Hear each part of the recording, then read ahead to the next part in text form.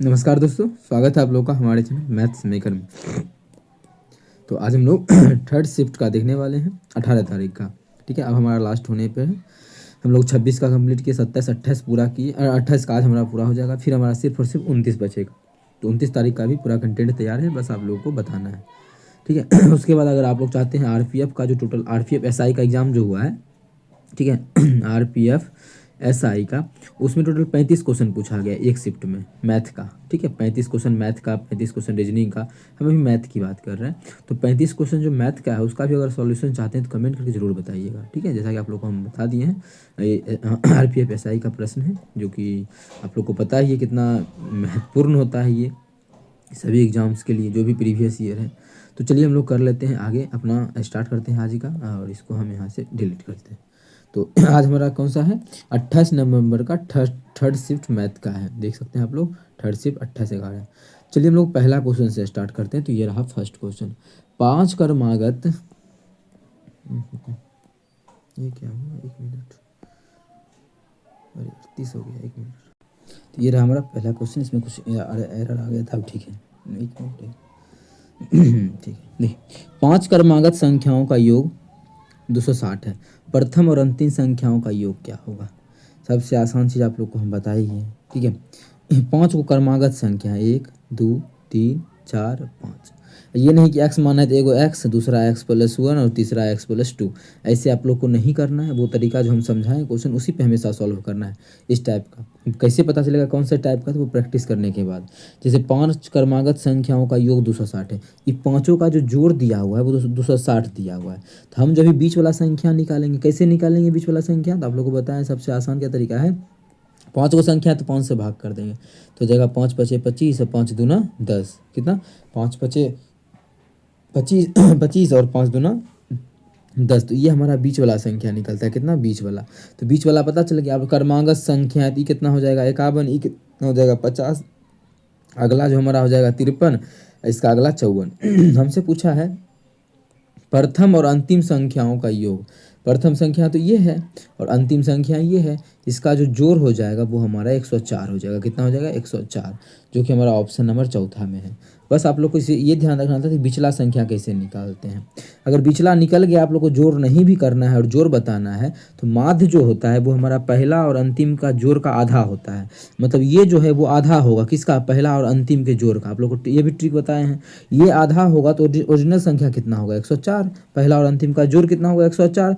तभी तो इसका माध्य जो निकाले होंगे 2 से भाग करके वो 52 आ गया होगा। दोनों तरीका है। पहला भी तरीका अच्छा लगा, ये जो बीच वाला निकाल के तब निकालते हैं, या फिर दूसरा तरीका जिस पे आप लोग बना सकते हैं। इसका हमारा चौथा जो है वो बिल्कुल करेक्ट आंसर हो जाएगा। अगला क्वेश्चन हमारा है, अगला क्वेश्चन हमारा देखिए, क्वेश्चन नंबर क्या है 2 है। क्या है क्वेश्चन नंबर 2, एक बंद घनाभ के विकर्ण की लंबाई का वर्ग, लंबाई का वर्ग, यहीं पे बच्चा फंसता है। विकर्ण का लंबाई समझ लेता है तो लंबाई कितना दिया है, लंबाई जो दिया हुआ है विकर्ण का वो 2175 दिया हुआ है। लेकिन ये वर्ग का लंबाई नहीं है, क्या है, लंबाई का वर्ग है। विकर्ण की लंबाई का वर्ग, विकर्ण का लंबाई क्या होता है, विकर्ण का लंबाई होता है √3 गुना a। क्वेश्चन में बोला ये नहीं है, इसका क्या दिया हुआ है, ये वर्ग दिया हुआ है, इसका वर्ग इतना दिया हुआ है। ठीक है, तो हमें कोई निकालना क्या है, बोला है क्वेश्चन आगे कि इसका कुल पृष्ठीय क्षेत्रफल कितना होगा। इसका कुल पृष्ठीय क्षेत्रफल मतलब 6a², हमें ये क्या करना है, ज्ञात करना है। अच्छा, दिया हुआ क्या है, स्क्वायर, इसको करेंगे तो जाएगा 3a²। 3a² बराबर है 2175। अब देखिए 3a² देवे किया है, हमें निकालना है 6a², मतलब 2 से गुना कर देंगे ना। आसान क्वेश्चन हो गया। जब 2 से गुना करेंगे तो 21 दूना 42, 42 43 50, कितना जाएगा 43 50। मतलब इसका जो कुल पृष्ठीय क्षेत्रफल हो जाएगा वो हमारा 43 50 हो जाएगा, जो कि चौथा ऑप्शन हमारा है। चौथा ऑप्शन हमारा बिल्कुल करेक्ट आंसर हो जाएगा। अगला हमारा क्वेश्चन है, क्वेश्चन नंबर 9। क्या है, उस गोले का आयतन ज्ञात कीजिए जिसका व्यास 84 है। अच्छा, व्यास अगर 84 है मतलब क्या है, डी क्या कितना है, 84 है। अगर व्यास 84 है तो त्रिज्या कितना होगा, त्रिज्या जो हो जाएगा वो 42 हो जाएगा। कितना हो जाएगा त्रिज्या 42। हमें आयतन बोला, आयतन क्या होता है 4/3 πr³। ऑप्शन के थ्रू भी चलेंगे, पहले समझिए। ये होता है 4/3, पाई का मान कितना 22/7 गुना त्रिज्या, त्रिज्या कितना है तो 42 गुना 42। ठीक है, अब आंसर होगा। लेकिन चलिए पहले हम लोग सॉल्व करते हैं। 3 से काटे, अभी 43 कैसे, यहाँ पे 2 होगा ना, यहाँ पर जो हमारा है 42 होगा 3 बार। ठीक है, कटेगा क्या, बिल्कुल ही हमारा कटेंगे, काटेंगे तो 7 21, 21 दूना 42, 2 आ गया। जब 2 आ गया तो इकाई अंक पे कितना हो, 2 दूना 4, 4 दूना 8, 8 8 दूना 16 और 16 चौके 64, 64 का मतलब इकाई अंक पे 4, वही आंसर होगा जिसके इकाई अंक पे क्या होगा 4 होगा। इसके इकाई अंक पे क्या है 8 है तो गलत हो गया, इसके इकाई अंक पे क्या है 8 है तो ये भी गलत। बच्चा अब यही दोनों आंसर हो सकता है, एक ये हमारा, दूसरा ये। अब हमको ये देखना है कि कौन सा 11 का मल्टीपल है। अगर दोनों 11 का मल्टीपल होगा फिर हम डिजिटल सम लगाने का कोशिश करेंगे। पहले हम यहाँ से करेंगे क्या कि 11 का मल्टीपल, क्योंकि इसमें 22 से गुना हो रहा है ना, इसका मतलब जो भी आंसर होगा वो 11 का मल्टीपल। एक चीज़ और हम यहाँ पे देख सकते हैं, वो क्या, देखिए इसमें क्या क्या आ रहा है, 4 भी आ रहा है ना, 4 तो कटा नहीं, इसका मतलब जो आंसर होगा वो 4 का भी मल्टीपल होगा। क्या ये लास्ट में 34 क्या 4 का मल्टीपल है, नहीं, लास्ट के अगर 2 नंबर में 4 से भाग लग रहा है तो उस संख्या पूरे में 4 से भाग लगेगा। लास्ट के 2 अंक में 34 में 4 से भाग लगेगा नहीं, इसका मतलब इस संख्या में भी 4 से भाग नहीं लगेगा। तो 4 से भाग, देखिए लास्ट में क्या है 64 है, बिल्कुल इसी में 4 से भाग लग रहा है, तो यही मेरा क्या हो जाएगा आंसर हो जाएगा। तो बहुत सारा तरीका है, आप लोग को जिस प्रकार से सॉल्व करना है उस प्रकार से कर सकते हैं। उम्मीद करते हैं दोस्तों समझ में आ गया होगा। कहीं भी किसी प्रकार का कोई भी दिक्कत हो किसी भी क्वेश्चन में, कमेंट करके पूछ सकते हैं। अगला क्वेश्चन हमारा है क्वेश्चन नंबर 10, देखिएगा क्या है, 10% और 5% की दो क्रमिक छूट की एकल किसके बराबर है। 10-5 का छूट, अब देखिए आप लोग को हम तरीका बताएं, 10% का छूट है तो -10, ठीक है, ये भी छूट ही है -15 है। अब दोनों माइनस में तो माइनस माइनस प्लस 10 गुना 5 बटा कितना 100, यही तरीका है ना कि जो था उसको दोनों को क्या करना है जोड़ देना है, ठीक है, उसके बाद दोनों को गुना करके भाग कर देंगे। जब काटेंगे तो 0 ये हो जाएगा -15, ये हो जाएगा हमारा प्लस कितना 0.5। जब करेंगे सॉल्व हमारा तो ये जाएगा 14.5 जी माइनस में, ये माइनस क्या शो कर रहा है, माइनस शो कर रहा है छूट है कितना के बराबर 14.5 के बराबर, मतलब ये जो छूट दिया हुआ है वो 14.5 के बराबर है, जो कि हमारा दूसरा ऑप्शन में है। तो दूसरा ऑप्शन हमारा बिल्कुल करेक्ट आंसर हो जाएगा। कौन सा ऑप्शन, दूसरा ऑप्शन। चलिए अगला क्वेश्चन कर लेते हैं। क्वेश्चन नंबर जो हमारा है 14 नंबर क्या है, यदि एक समबाहुभुज में 65 विकर्ण है तो बहुभुज में भुजाओं की संख्या क्या वो भुजा होगा, ये निकालना है। तो सबसे पहले ये विकर्ण हमें दिया है, कुल विकर्ण बहुभुज में क्या वो भुजा है नहीं पता, लेकिन विकर्णों की संख्या 65 दिया हुआ है। तो विकर्णों की संख्या का फॉर्मूला क्या होता है, विकर्णों की संख्या फॉर्मूला होता है n × n-3/2, इतना बराबर क्या हो जाएगा 65 जब इसको सॉल्व करेंगे तो द्विघात आ जाएगा, लेकिन द्विघात तो हम लोग रखेंगे नहीं। इसको सॉल्व करेंगे तो इधर 2 उधर जाके गुना में हो जाएगा 130। अब ऐसा 2 टुकड़ा खोजना है जेकर बीच का देखिए डिफरेंस कितना हो 3 का हो और दोनों का गुणनफल क्या हो 130 हो। देखिए डायरेक्ट कितना दिख गया, एगो 10 और एगो 13, 10 और 13 दिख गया ना कि ये 3 कम भी है, हमें तो ही चाहिए 3 कम मतलब n-3, मतलब इसका मान जो इसका मान अगर 13 ले लेते हैं 13, तो इसका जो मान हो जाएगा कितना हो जाएगा 13 में 3 गया 10, दोनों को गुना करेंगे तो 130 भी पूर रहा है। तो ठीक है, हमसे भुजाओं की संख्या पूछता है n का मान, तो भुजाओं की संख्या कितना हो जाएगा 13 हो जाएगा, जो कि हमारा ऑप्शन चौथा है। चौथा ऑप्शन बिल्कुल करेक्ट हो जाएगा। यहाँ से आप लोग बोलिएगा कि इतना जल्दी नहीं पता चलेगा, तो ऑप्शन के थ्रू भी चल सकते हैं। वो कैसे, तो देखिए ऑप्शन के थ्रू ऐसे चल सकते हैं, जैसे मानिए कोई किसी का 14 रखने का मन किया तो ये 14 तो गुना ये कितना हो जाएगा 14 में से 3 गया 11, इकाई अंक पे 4 आ रहे हैं, इकाई अंक पे क्या है 0 है, तो ये तो हमारा होगा नहीं, तो यहाँ से ये भी हमारा कट हो गया। दूसरा हम 12 रख लेते हैं, तो 12 गुना 12 में से 3 गया 9, तो 12 नमा 108 बिल्कुल नहीं होगा, तो ये भी हमारा क्या हो गया गलत हो गया, ये भी गलत और ये भी गलत। 10 रखेंगे तो कितना हो जाएगा 10 रखेंगे तो 10 और ये 7 हो जाएगा 70, क्या ये पुर रहा है, ये भी नहीं पुर रहा है, इसका मतलब ये भी गलत हो गया। 13 रखेंगे तो ये 13 हो गया, ये कितना हो जाएगा 10, दोनों को गुना करेंगे 130। तो कौन से ऑप्शन से मैच किया, एक ही ऑप्शन, ऑप्शन नंबर चौथा। तो बहुत सारा तरीका जो तरीका सही लगे, लेकिन इसका इन्हें की करना है गुणनखंड के n² - 3n इधर आएगा तो -130 बराबर 0, ऐसे नहीं करना है। ऑप्शन दिया है तो दिमाग लगाना है, ऑप्शन के थ्रू चलना है। यदि हम किसी भिन्न के दिए गए भिन्न के अंश में 1 जोड़ देते हैं और हर से 1 घटाते हैं तो यह भिन्न 1 हो जाता है। यदि दिए गए भिन्न में 1 जोड़ा जाता है और अंश को जैसा का तैसा छोड़ दिया जाता है तो 2/3 हो जाता है। तो भिन्न के अंश और हर का धनात्मक अंतर क्या होगा। ऐसे देखिए हम लोग x/y मान के भी इसको कर सकते हैं, और ऐसे थोड़ा सा ऑप्शन के थ्रू जाने में क्या होगा कि अंतर दिया हुआ है, इसलिए थोड़ा सा मुश्किल हो जाएगा ये सॉल्व करना। बन तो जाएगा लेकिन मुश्किल टाइम बर्बाद होगा, ऐसे अच्छा है कि सॉल्व भी कर लेते हैं। भिन्न हमारा कोई भी मानिए कितना है x और y है, भिन्न कितना है x और y है। क्वेश्चन में क्या बोला, यदि हम किसी भिन्न में अंश में एक जोड़ते हैं तो अंश में एक जोड़ेंगे तो ये हो जाएगा, और हर में एक घटाएंगे तो कितना हो जाएगा, एक। तो क्वेश्चन में बोल रहा है कि ये एक के बराबर हो जाता है। इससे आसान क्वेश्चन कर दिया कि एक देखिए, जब कोना कोनी गुना करेंगे तो हमारा ये बन जाएगा। इसका मतलब x माइनस बाई बराबर जो हो जाएगा वो हमारा -2 हो जाएगा। x माइनस बाई बराबर कितना हो जाएगा, -2 हो जाएगा। इतना हमें किसी प्रकार का कोई भी दिक्कत नहीं है। आगे बोला है क्या, दिए गए भिन्न के हर में एक जोड़ा जाता है। अब भिन्न क्या था, x बटा बाई, हर में एक जोड़ा जाता है और अंश को जैसा का तैसा छोड़ दिया जाता है तो 2/3 हो जाता है। जब यहाँ से कोना कोनी गुना करेंगे तो जाएगा 3x माइनस 2y बराबर 2 हो जाएगा। बस इन दोनों को सॉल्व करेंगे आंसर आ जाएगा। लेकिन हमें क्या करना है, इतना इसका निकालने का कोई ज़रूरी ही नहीं था। इस क्वेश्चन में इसका निकालने का कोई ज़रूरी नहीं था। क्यों, क्वेश्चन में पूछा था भिन्न के अंश और हर में धनात्मक अंतर। अंश और हर में धनात्मक अंतर मतलब माइनस में भी आएगा तो प्लस में लेंगे। अंश और हर क्या है, मतलब हमें चाहिए x माइनस बाई का मान, वही तो यहाँ पे निकल चुका है। तो हमको ये निकालने का जरूरी था समीकरण को सॉल्व करने का। बच्चा अगर समीकरण सॉल्व करता टाइम बर्बाद करता बस वहीं पे, क्योंकि यहीं पे देखिए आ चुका है अंतर। धनात्मक अंतर चाहिए तो इसका मोड ले लेंगे, मतलब 2 हमारा आंसर हो जाएगा। कितना, 2। क्या बोर्ड के द्वारा दिया गया है तो देखिए 2 ही दिया गया होगा। उम्मीद करते हैं आप लोग को अच्छे ढंग से समझ में आया होगा। बिना क्वेश्चन को जब पूरा बनाए हम लोग समीकरण को भी सॉल्व करते हैं तो रास्ते में आंसर मिल जाता है। अगर क्वेश्चन बड़ा दिया हुआ है तो कुछ न कुछ सॉल्व करना पड़ेगा। जब सॉल्व करने जाइएगा तो रास्ता में ही आंसर मिलके तैयार हो जाएगा। चलिए अगला क्वेश्चन कर लेते हैं। क्वेश्चन नंबर हमारा 16 है। क्या है, एक माली अपने आयताकार बगीचे की लंबाई को 40% बढ़ाकर चौड़ाई को 20% घटाकर क्षेत्रफल में वृद्धि करता है। ठीक है, नए बगीचे के क्षेत्रफल और पुराने बगीचे के नए बगीचे के क्षेत्रफल पुराने बगीचे के क्षेत्रफल से कितना प्रतिशत अधिक है। पुराना से कितना अधिक है नए का, पहले दोनों लिख लेते हैं। सबसे पहले 40%, 40% का फ्रैक्शन वैल्यू जो होता है वो हमारा कितना होता है, 2/5 होता है। मतलब पहले अगर 5 था, अगर पहले, ये हम पुराना को बोलते हैं ओल्ड का बात, और यहाँ पे लिखते हैं न्यू। ठीक है, न्यू। एक में लिखते हैं लंबाई, दूसरा में लिखेंगे चौड़ाई।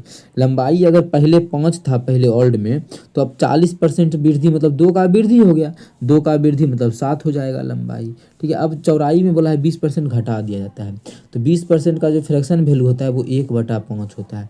मतलब अगर पहले 5 था चौड़ाई तो 20% का कमी मतलब 1 का कमी करके अब 4 कर दिया गया है। क्षेत्रफल अब पहले अभी कितना हो जाएगा, पहले कितना था 25, अब कितना हो जाएगा 7 चौके 28। कितना, 28। क्वेश्चन में बोला है कि पहले से जो पुराने बगीचे से कितना अधिक है, तो पुरनका से कितना अधिक है, तो देखिए तो पुरनका से जो है 3 का अधिक है।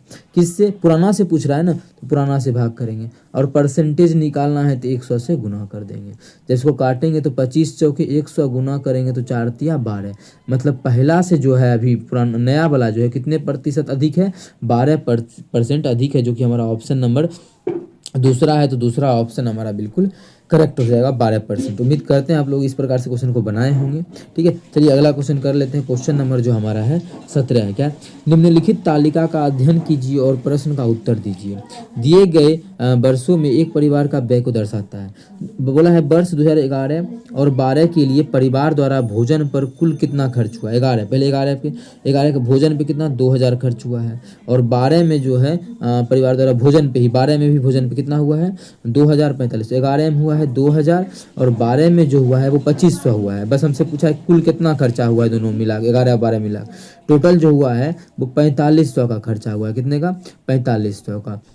ऑप्शन नंबर हमारा तीसरा बिल्कुल करेक्ट आंसर हो जाएगा। कौन सा ऑप्शन, तीसरा ऑप्शन। ठीक है, कहीं भी किसी प्रकार का कोई भी दिक्कत हो कमेंट करके पूछ सकते हैं। चलिए अगला क्वेश्चन कर लेते हैं हम लोग। क्वेश्चन नंबर 34 क्या है, यदि 2400 को ए और बी के बीच 7:5 के अनुपात में वितरित किया जाना है तो बी का हिस्सा, अबे यार इतना फालतू क्वेश्चन, बी का हिस्सा पूछा है कितना अनुपात में ये बांटा गया। देखिए तो ए है, ये बी है। ए को अगर 7 अनुपात में दिया गया है तो बी को 5 अनुपात में। यहाँ पे कुल कितना दोनों को मिला है, कुल कितना रुपया अनुपात में ही अगर देखें तो कुल कितना अनुपात में मिला है 12 अनुपात में।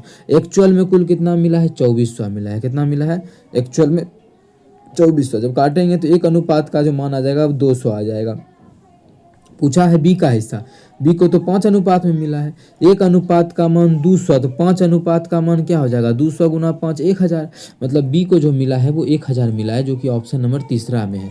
तीसरा ऑप्शन हमारा बिल्कुल करेक्ट होगा। एएलपी में जैसा कि आप लोग देखिए हमारे क्लास से जो बहुत ज़्यादा क्वेश्चन पूछा गया है, अगर आप लोग हमारे साथ नहीं जुड़े हैं तो जरूर जुड़े, ठीक है। जितना भी प्रीवियस ईयर है हम करवा चुके हैं और आरपीएफ का भी आप लोग के लिए ला रहे हैं, ठीक है। अगला क्वेश्चन हमारा क्वेश्चन नंबर 39 है, लेकिन उससे पहले आरपीएफ का जो है इस बार जो एग्जाम हुआ है आरपीएफ एसआई का, ठीक है, एग्जाम हुआ है, तो मैथ का क्वेश्चन जो है एक शिफ्ट में सिर्फ और सिर्फ एक शिफ्ट में टोटल 35 क्वेश्चन पूछा गया है हर एक शिफ्ट में। क्वेश्चन है, अच्छा क्वेश्चन है होगा।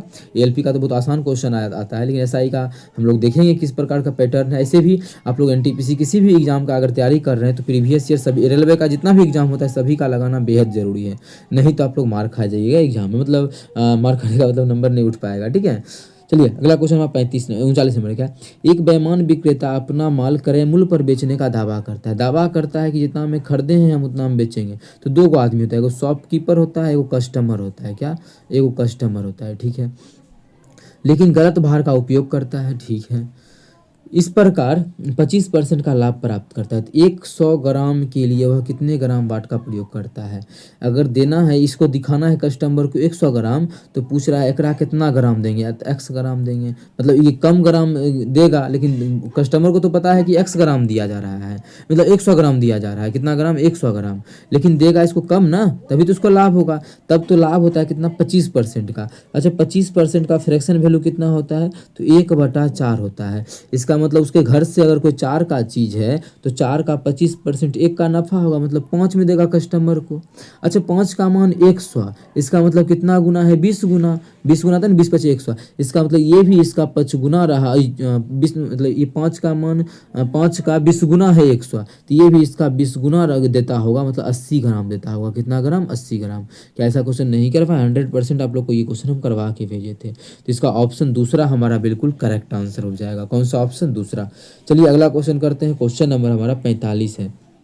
क्या बोल रहा है क्वेश्चन नंबर 45? देखिएगा 45 है। रीना 8 किलोमीटर प्रति घंटा की 8 किलोमीटर प्रति घंटा की चाल से दौड़ती है, ठीक है, मतलब चाल दे दिया है 8 किलोमीटर प्रति घंटा। यहाँ दूरी 200 मीटर की दूरी तय करने में कितना समय लगेगा? समय बराबर क्या होता है? दूरी बटा चाल, लेकिन ये तो मीटर में है, लेकिन ये किलोमीटर प्रति घंटा में, तो इसको मीटर प्रति सेकंड में बनाएंगे तो 8 गुना 5/18 से गुना करेंगे तो मीटर प्रति सेकंड में हो जाएगा।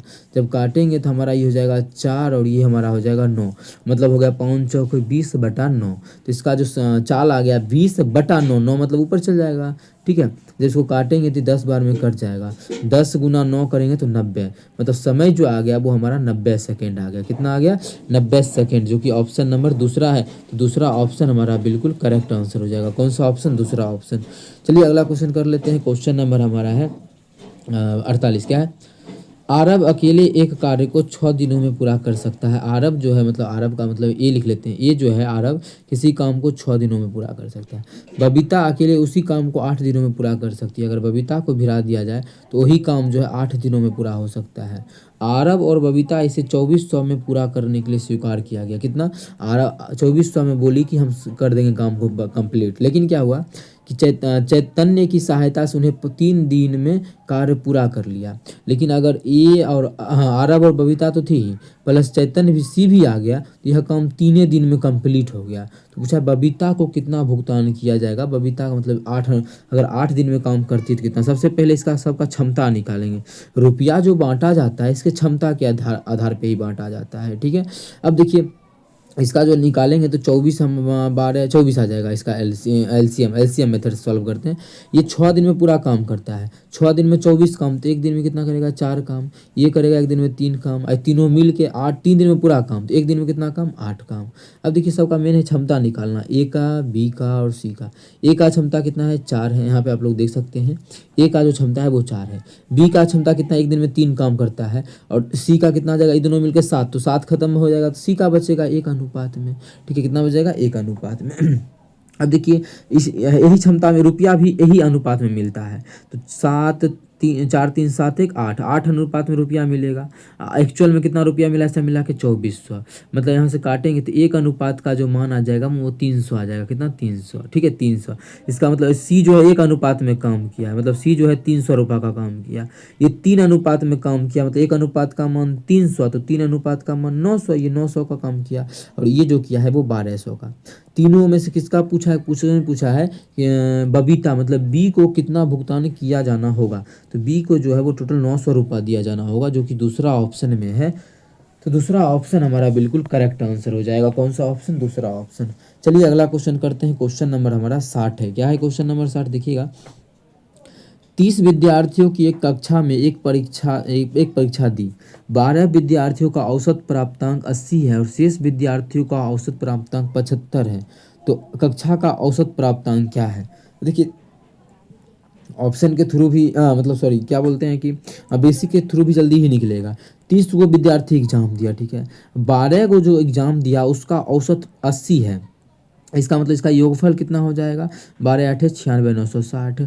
और शेष कितना विद्यार्थी बच गया है, तो आप बोलिएगा शेष जो बच। अब देखिए एक चीज़ और, 12 विद्यार्थी इधर है और शेष कितना बचेगा, 18 को। 12 18 नहीं लेके हम क्वेश्चन को सॉल्व करने के लिए इसका अनुपात भी ले सकते हैं। मतलब काटेंगे तो इस जगह हमारा 6 दूना 12 6 2 अनुपात 3 भी, ठीक है। तो 12 विद्यार्थी ने, तो यहाँ पे 2 आ गया, इसका काटे तो 2 विद्यार्थियों का 80 प्राप्त 80 है, तो योगफल कितना हो जाएगा, 80 दूना 160 प्लस। और 3 को विद्यार्थियों का कितना है, 75 है, तो 75 तिया कितना होता है, 75 तिया हमारा हो जाएगा 75 दूना 150 150 225 बटा इसका अनुपात में से भाग करेंगे 5 से ही। इस प्रकार से भी क्वेश्चन सॉल्व करते हैं, जब काट के भी, मतलब ठीक है। जब जोड़ेंगे तो इसको हो जाएगा हमारा 5 6 2 8 और इधर करेंगे 2 1 3, कितना हो गया 385। जब एक में 5 से भाग करेंगे तो कितना आ जाएगा, 5 काटेंगे तो 5 सत्ते 35, 3 और 5 5 सत्ते 35। मतलब इसका जो एवरेज आ गया वो 75 आ गया। अगर ट्रिक से नहीं बनाते तो इस प्रकार से भी जो हमारा है, इस प्रकार से क्वेश्चन सॉल्व हो सकता है। उम्मीद करते हैं आप लोगों को समझ में आ गया होगा। कहीं भी किसी प्रकार का कोई भी दिक्कत हो किसी भी क्वेश्चन में, कमेंट करके पूछ सकते हैं।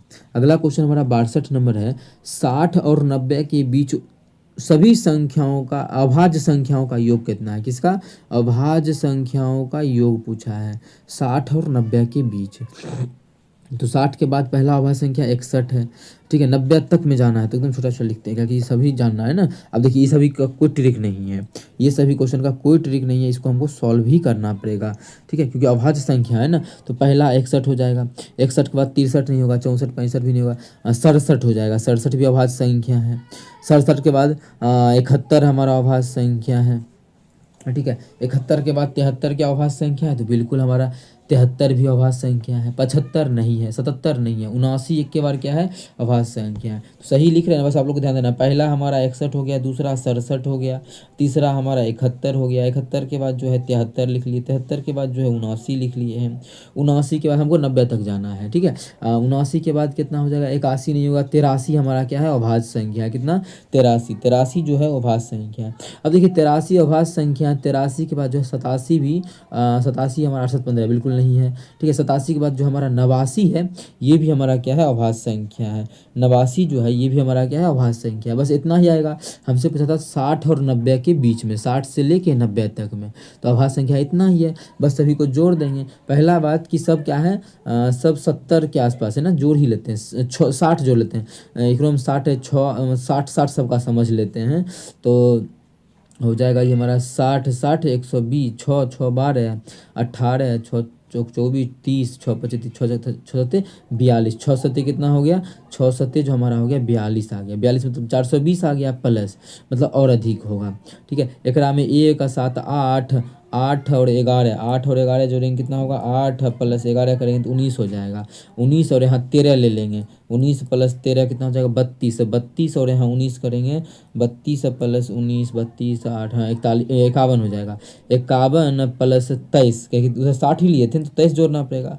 51 और 23 कितना हो जाएगा, 64 74 हो जाएगा। और 74 प्लस 19 करेंगे कितना हो जाएगा, 74 प्लस 19 करेंगे, जब 19 करेंगे तो 93 हो जाएगा, कितना 93। तो जब इसको जोड़ेंगे तो हमारा जो आ जाएगा वो आ जाएगा 523 आ जाएगा, कितना 523 को जोड़ लीजिएगा 3 अब 42 9 52, तो 42 42 9 51 होता है, गलत जोड़ दिए क्या 3 9 2 11 1 बाकी 9 2 11 1 बाकी 1 4 1 5 513 ही आ रहा है, ये गलती तो नहीं कर दिए हैं, ये हमारा 93 नहीं आएगा क्या, एक सेकेंड। तब फिर से जोड़ लेते हैं, 42 आ गया था, पहला में हमारा कितना एक अधिक था, यहाँ पे एक प्लस एक हमारा यहाँ पे एक अधिक है, 60 से एक अधिक, यहाँ पे कितना अधिक है, यहाँ पे 7 अधिक है, 7 नहीं जोड़े हैं, प्लस यहाँ पे कितना अधिक है 11 अधिक है, यहाँ पे कितना अधिक है 13 अधिक है, यहाँ पे कितना है 19 अधिक है, 19 ही लिए थे उस समय भी, यहाँ पे है जगह 60 20 23 अधिक है, और यहाँ पे जो है वो 29 अधिक है, कितना 29 अधिक है। अच्छा ये हम 10 कम लिए थे, ये हमारा हो जाएगा कितना 103 हो जाएगा, जब इसको जोड़ेंगे तो 523 आ जाएगा, लेकिन इतना भी जोड़ेंगे तो बहुत टाइम चल जाएगा, तो क्या तरीका होना चाहिए, तो देखिए किस प्रकार से हम आसान तरीका से सॉल्व किए, पहले हम 60 का ले लिए, जब 60 का ले लिए इसका मतलब है कि 420 तक तो हम पहुँच चुके हैं, जो भी आंसर होगा 420 से अधिक होगा, ये नहीं होगा, ये नहीं होगा क्योंकि यहाँ 420 से क्या है थोड़ा बहुत अधिक होगा, देख रहे हैं ना, ठीक है बच्चा ये आंसर हो सकता है ये होगा। अब कैसे पता चलेगा, इकाई अंक पकड़ लीजिए, भाई इकाई अंक दोनों का अलग अलग है तो हम इकाई अंक पकड़ सकते हैं, ठीक है, तो 9 3 12 2 2 और 9 11 1 1 3 4 4 मतलब 4 1 5 5 5 1 6 7 13 मतलब इकाई अंक पे 3 आएगा, इकाई अंक पे 3 इसमें है तो यही मेरा आंसर होगा, इसमें है नहीं है 10 है 0 है तो ये भी गलत हो गया, एक हमारा यही ऑप्शन बिल्कुल करेक्ट होगा। बहुत सारा क्वेश्चन है, ट्रिकी क्वेश्चन एग्जाम में आता है अगर लंबा हो तब, ये नहीं बोलेगा इतना का जोर जोर निकालना है और टाइम लगे वैसा कुछ क्वेश्चन नहीं आएगा। चलिए अगला, ये हमारा इंग्लिश में है, हिंदी में टाइप कराएंगे, इंग्लिश में समझाएंगे तो बहुत कुछ दिक्कत हो जाएगा। ऐसे आसान क्वेश्चन आप लोग रिलेशन और बना सकते हैं क्या बोलते हैं कि हाइट एंड डिस्टेंस का आप लोग हम क्लास में ऐसा क्वेश्चन करवाए हैं, बहुत आसान तरीका से निकल जाएगा, ठीक है, दीवार उबार बना लीजिएगा, 30 का बन जाएगा 60 का, जैसा भी डायग्राम बनेगा आप लोग बना लीजिएगा, या फिर बना दे from a point on the ground the angles of evolution of the top and bottom of flag. देखिए एक झंडा है, झंडा के बारे में बता, mounted on a 18 metre high pole, किस पे ये 18 मीटर हाई जो पोल है, पोल का जो हाइट दिया है वो 18 मीटर है, ठीक है, ये 18 मीटर है, पोल का हाइट कितना है 18 मीटर है, अच्छी बात है, ठीक है, इस पे एक झंडा गड़ा हुआ है, ये झंडा मान लेते ये है, ठीक है, झंडा कहीं ज़मीन होगा ज़मीन, ठीक है, आगे बोला है अब किससे पहले दो मेन बात बोला है, किसके इसके ग्राउंड से, point on the ground, ground के पॉइंट माने यही पॉइंट का बात कर रहा है, इस पॉइंट पे, ग्राउंड के इस पॉइंट पे, ठीक है, टॉप ऑफ द बॉटम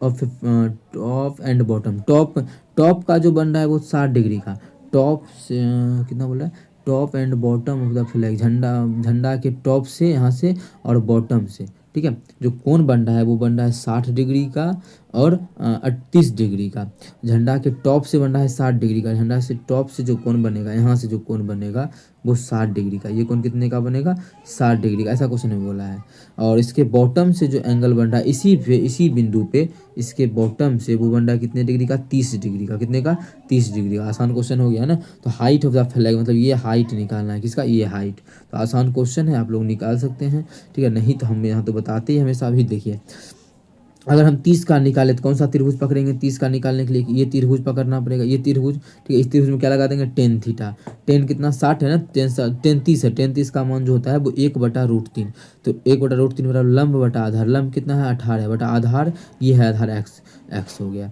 जब यहाँ से कोना कोनी गुना करेंगे तो एक्स का जो मान आ गया वो 18√3 आ गया, कितना 18√3, ठीक है। अब इसको साइड करते हैं दूसरा, देखिए अगर हम बड़का त्रिभुज का बात करते हैं, बड़ा वाला त्रिभुज का, तो टेन 60 लेंगे, टेन 60 का मान √3 बराबर हो जाएगा, तो टेन 60 बराबर क्या हो जाएगा, लंब बटा आधार, इसको हम h मान लेते हैं फ्लैग का हाइट, तो लंब कितना है ये पूरा हो जाएगा h + 18, तो h + 18 बटा आधार, आधार कितना हो जाएगा, आधार तो x है और x का मान हम लोग निकाल चुके हैं 18√3, कितना 18√3, कितना 18√3, आसान क्वेश्चन है। अब इसको सॉल्व करेंगे और हम लोग का आंसर आके तैयार हो जाएगा।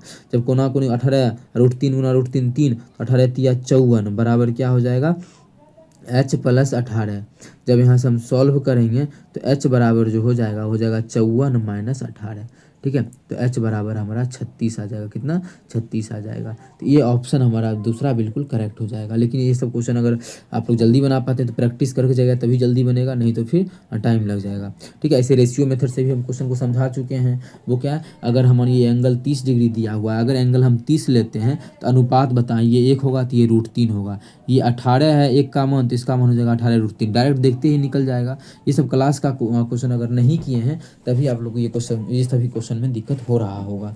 अगला हमारा है क्वेश्चन नंबर 65। देखिए क्वेश्चन नंबर 65 क्या है। कुछ लोगों के समूह में पुरुष और महिलाएं और बच्चे शामिल है। पुरुष, महिला और बच्चा 3 को शामिल है। इनमें से 40% पुरुष है, 35% महिला है और शेष बच्चा है।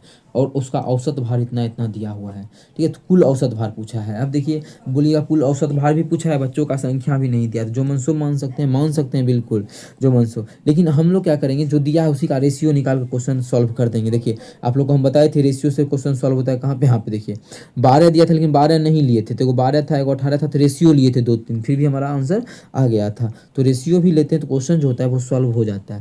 जैसे उनमें से 40% पुरुष है, तो पुरुष कितना है 40%। 100 था तो पुरुष हो गया 40 और 35% महिला है तो 35 महिला। यहाँ 40 थी 75 हो गया, 40 35 75, तो बचा कितना है 25। 25% क्या होगा, बच्चा होगा। ठीक है, 25% बच्चा होगा। कुल हमारा 100 है। अब यहाँ से 100 ही कुल नहीं मानेंगे, जब कटेगा तो हम इसको काट ले भी लेंगे। कैसे, 5 से काटेंगे तो 5 × 40, 5 से काटेंगे 5 × 35, 5 से इसको काटेंगे तो 5 × 5 = 25। ये हमारा आ चुका है कितना, 8 7 और 5। अब इस सभी का हमें क्या क्या दिया हुआ है, ये सभी का जो है वो पुरुष का है 70 किलो इसका औसत वजन, महिला का है 60 किलो और बच्चा का है 30 किलो। पहले बेसिक देख लेते हैं क्योंकि बेसिक भी इसका आसान है कि अब थोड़ा सा कैलकुलेशन आएगा तो ट्रिक आप लोग को हम भी बता देंगे। अच्छा, इसका योगफल कितना होगा, 8 × 3 = 56, कितना हो जाएगा 56। इसका हो जाएगा 6 × 7 = 42, 420 इसका योगफल। इसका हो जाएगा 5 × 3 = 15, कितना 150। कुल योगफल कितना हो जाएगा 0, 6 2 8 5 13 3 बाकी 1, 5 4 9 1 10 1 11 1130। कुल जो योगफल आ गया वो 1130 आ गया बटा। कुल संख्या कितना है, तो 8 7 15 5 20। कुल जो संख्या है वो कितना है 20 गो है। कुल जो संख्या है विद्यार्थियों का वो 20 गो है, आदमी का, महिला पुरुष बच्चा का। जब यहाँ से काटेंगे 0 से 0 कट जाएगा, 2 से काटेंगे 2 5 10, 2 6 12, 2 5 10, 56.5 आ जाएगा। कुल जो है समूह का जो औसत भार आ जाएगा वो आ जाएगा हमारा 56.5। तो इस प्रकार से भी क्वेश्चन को सॉल्व कर सकते हैं। सभी को बस जोड़ना पड़ेगा, बस जोड़ने में थोड़ा सा टाइम का खपत है। बाकी वाली क्वेश्चन भी ये क्या है, बेसिक भी इसका आसान था, इसीलिए आप लोग को हम बेसिक पे भी क्वेश्चन को समझा दिए।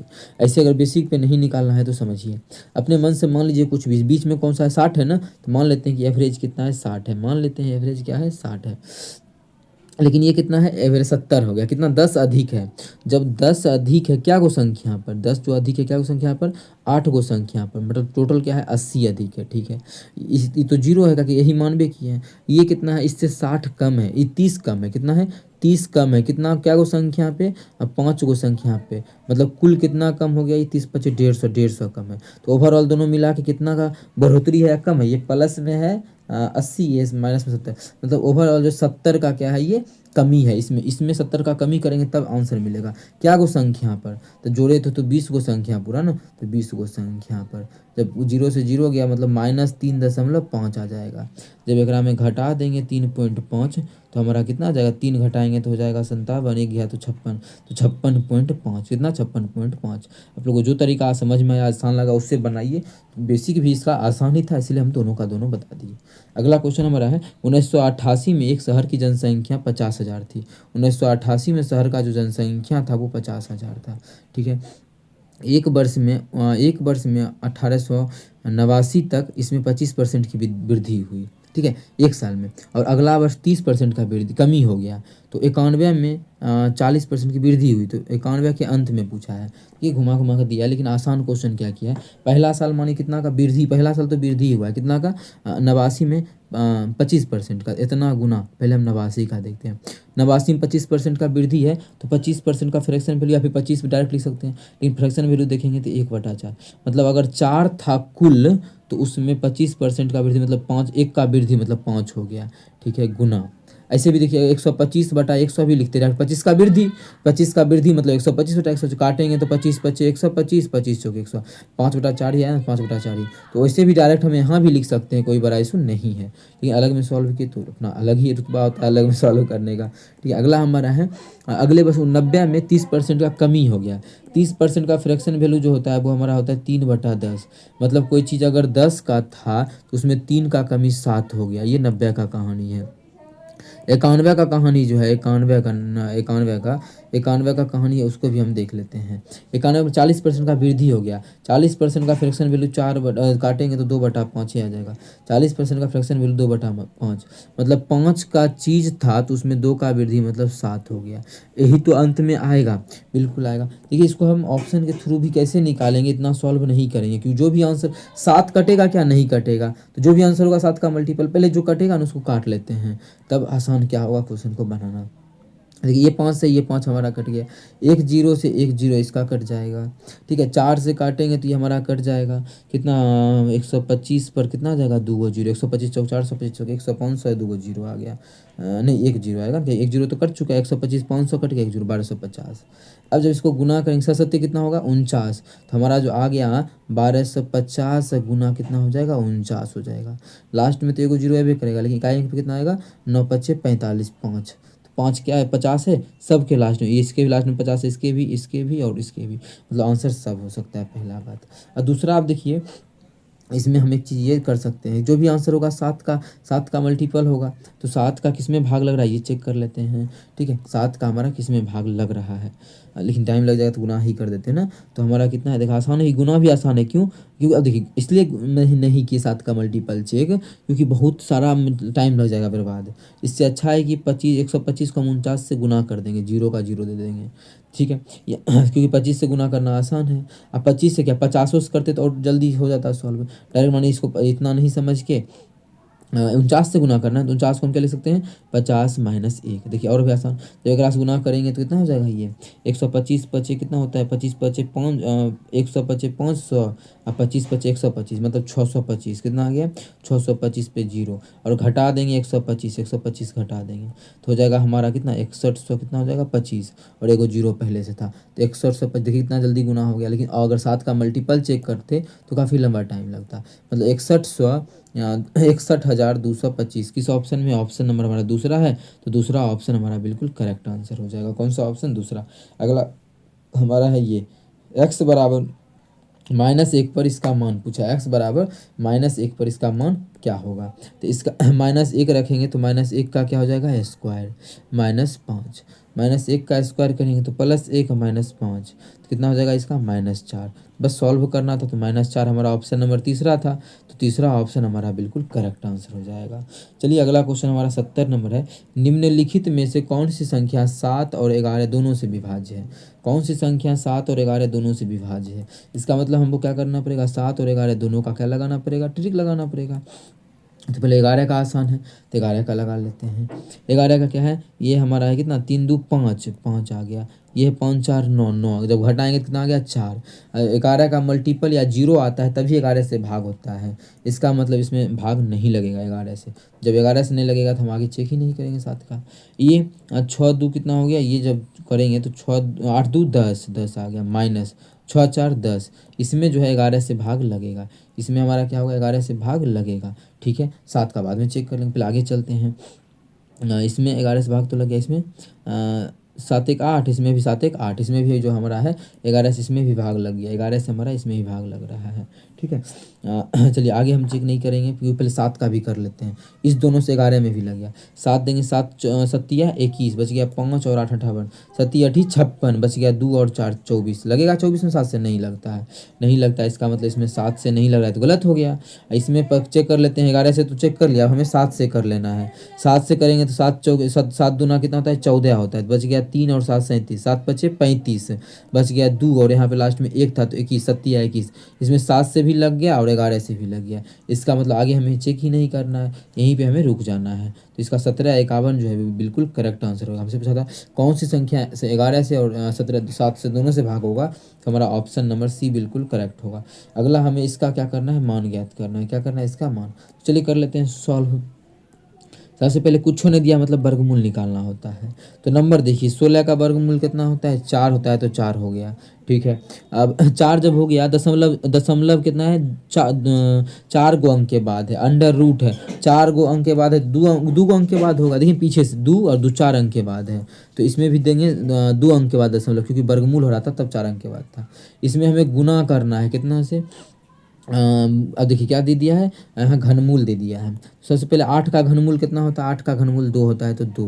ठीक है, गुना यहाँ पे कितना है 3 गो जीरो का 1 गो जीरो, घनमूल में 3 गो का 1 गो लिखते हैं ना, गुना फिर 3 गो जीरो है तो 1 गो जीरो। अच्छा, इसका दशमलव बुलाएंगे तो नीचे में क्या हो जाएगा 100 हो जाएगा। कटेगा क्या, ये 100 से ये हमारा 100 खत्म, कितना हो गया ये हमारा सॉल्व करके 4 दूना 8, कितना आ गया 8। इसका मतलब 8 हमारा चौथा ऑप्शन में है, तो चौथा ऑप्शन हमारा बिल्कुल करेक्ट आंसर हो जाएगा, चौथा ऑप्शन। चलिए आज का जो हमारा ये लास्ट है, लास्ट ही है ना, हाँ बिल्कुल, क्या है, यदि एक निश्चित वार्षिक चक्रवृद्धि ब्याज पर 2 वर्ष के बाद एक धनराशि इतना गुना हो जाती है तो प्रति वर्ष रेट ज्ञात करना है। देखिए क्वेश्चन अच्छा है।